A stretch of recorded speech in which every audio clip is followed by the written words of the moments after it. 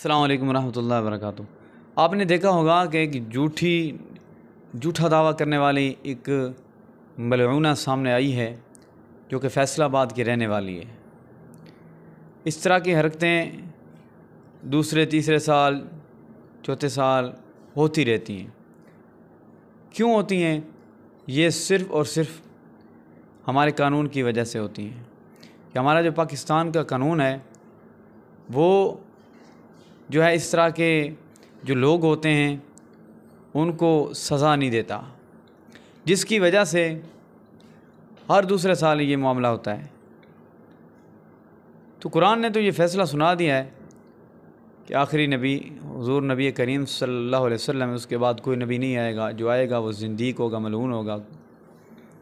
तो ये जो मलऊना है, अब देखें क्या होगा। क्या अब ये होगा कि बाहर की जो हुकूमतें हैं वो हाथ डालेंगी, बाहर की हुकूमतें हाथ डालेंगी और इसको बचाएंगी, छुड़ाएंगी, बाहर लेके जाएंगी, फुल सपोर्ट करेंगी बाहर की।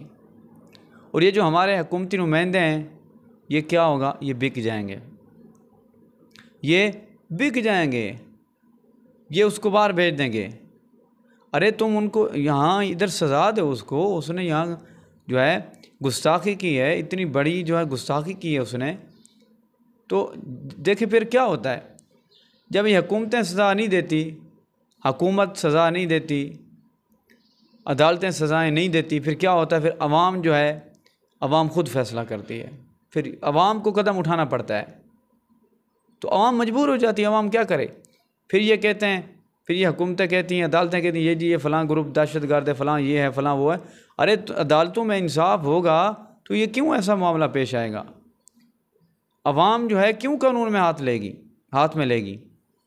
तो इसलिए मैं गुजारिश करता हूँ तमाम लोगों से और हुकूमत से गुजारिश करते हैं कि इस मामले में ऐसे ना आने जाने वाली बात ना करें, सही तरीके से इस मामले को जो है निबेड़ें, उसको मलूना को फौरी तौर पे सज़ा दी जाए ताकि आइंदा कोई इस तरह की जुर्रत ना करे बात करने की और ज़्यादा मामलात ख़राब ना हों। तो अवाम को मजबूर ना करें कि अवाम कानून में हाथ ले, कानून को हाथ में ले। तो खुदारा फौरी तौर पर जो है इस मलूना को सज़ा दी जाए ताकि आइंदा आने वालों नस्लों तक जो है इस तरह का कोई कदम